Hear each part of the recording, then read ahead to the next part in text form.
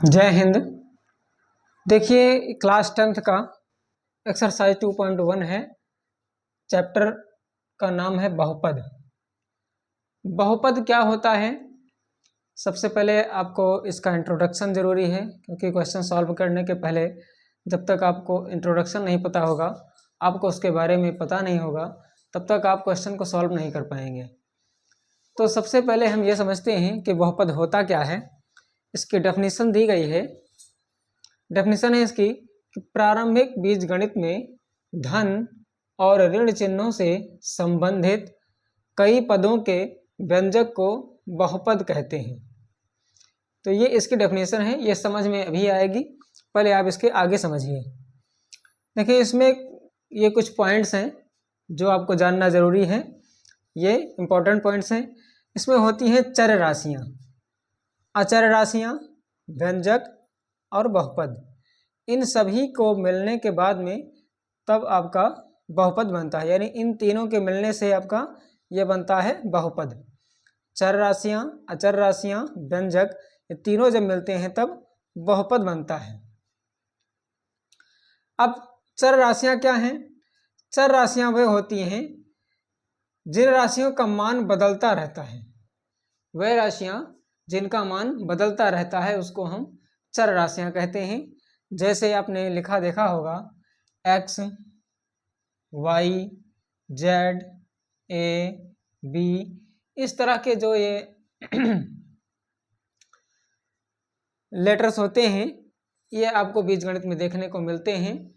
तो इसका मान जो है बदलता रहता है। x का मान कहीं पर आपको कुछ मिलेगा, y का मान कहीं कुछ मिलेगा, उसी y का मान दूसरे क्वेश्चन में कुछ और मिलेगा, z का मान एक क्वेश्चन में कुछ और है, दूसरे क्वेश्चन में कुछ और आ जाएगा।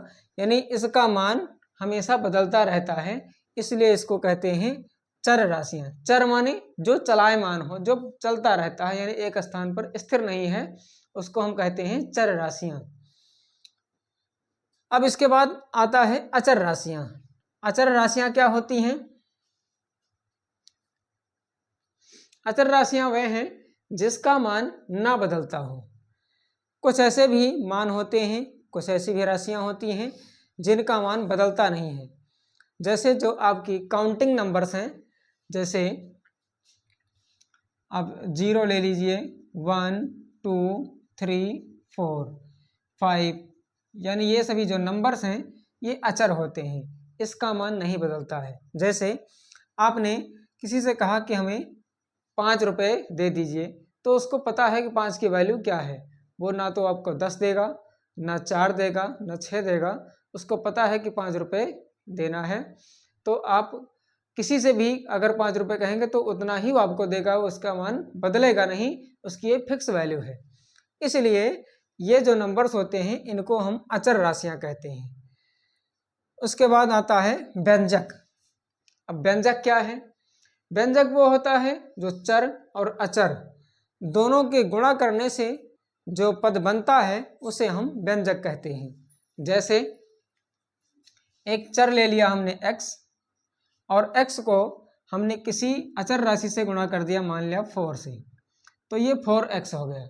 अब 4x दोनों मिल करके क्या हो गया? एक व्यंजक बन गया। इसी प्रकार से हमने y या z, चलो z को ले लिया। अब z को हमने किसी भी नंबर से, मान लिया 5 से या 6 से, 7 से, कुछ किसी से भी हमने गुणा कर दिया, तो ये हो गया 5z। ये एक क्या हो गया? व्यंजक हो गया। तो अब व्यंजक आपको समझ में आ गया कि चर और अचर के गुणा करने से ये जो राशियां बनती हैं, इसको हम जो पद बनते हैं उसको व्यंजक कहते हैं। इसके बाद आता है बहुपद। अब बहुपद क्या है? बहुपद में कई व्यंजक होते हैं और उन व्यंजकों को जो प्लस और माइनस, अब यहाँ आपको डेफिनेशन समझने की जरूरत है।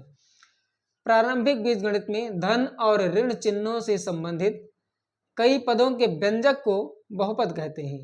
यानी धन चिन्ह और ऋण चिन्ह, प्लस और माइनस, इन चिन्हों से संबंध करके जो व्यंजक बनते हैं उसको हम बहुपद कहते हैं। जैसे हमने एक लिखा पद, मान लिया 3x²। अब ये जो हमने चर राशि लिखी है इसको हम स्क्वायर में लिख सकते हैं, यानी किसी भी घात में इसको हम लिख सकते हैं, लेकिन ये पद एक ही रहेगा, ये व्यंजक एक ही रहेगा। और हमने इसको गुणा भी कर दिया है 3 से, यानी अचर राशि से। तो अचर और चर दोनों का गुणा हुआ, अचर राशि और चर राशि दोनों का गुणा कर दिया तो एक व्यंजक बन गया। अब हमने यहाँ लगाया प्लस, प्लस लगाने के बाद में हमने यहाँ लिख दिया 4y। 4y भी एक क्या है, व्यंजक है, क्योंकि एक चर राशि है और एक अचर राशि है, दोनों राशियों का गुणा हो रहा है। फिर हमने एक तीसरा व्यंजक लिख दिया, इसको माइनस के साथ में लिख देते हैं 5z। अब 5z क्या है, ये भी एक व्यंजक है, तो ये भी जो है एक व्यंजक है, तो ये एक पद में शामिल हो गया, यानी ये क्या हो गया, बहुपद का एक हिस्सा है, बहुपद का एक पार्ट है। तो यहाँ पर आपको 3 व्यंजक देखने को मिले। इसमें हम आगे कुछ और भी, यानी हमने 6 लिख दिया मान लिया।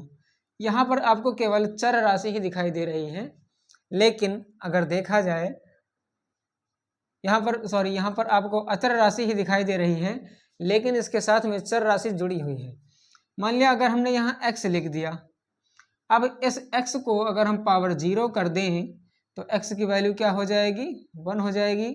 अब 1 को जब हम 6 से मल्टीप्लाई करेंगे तो 6 हमारा आ रहा है, यानी इसकी वैल्यू 6 हो रही है। तो हमें यहाँ पर जब केवल 6 ही लिखते हैं, यानी 6 ही खाली लिखा, इसके साथ में कोई चर राशि नहीं लगाई, तो भी ये एक क्या है, व्यंजक है।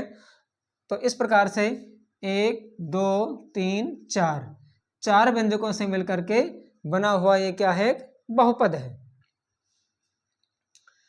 तो आपको ये बहुपद समझ में आ गया होगा। एक बार रिवीजन कर लेते हैं। प्रारंभिक बीजगणित में धन और ऋण चिन्हों से संबंधित कई पदों के व्यंजक को बहुपद कहते हैं, यानी कई पद होते हैं, उन पदों को प्लस और माइनस के द्वारा उसको जोड़ा जाता है। चर राशियां वह होती हैं जिनका मान बदलता रहता है, जैसे x y z a b c d कुछ भी हो सकता है। अचर राशियां वह होती हैं जिसका मान नहीं बदलता है, जैसे 0 1 2 3 4 5 6, ये सभी अचर राशियां हैं क्योंकि ये बदलने वाली नहीं है। व्यंजक वो होता है जो चर और अचर दोनों के गुणा करने से जो बनता है, उसको हम व्यंजक कहते हैं।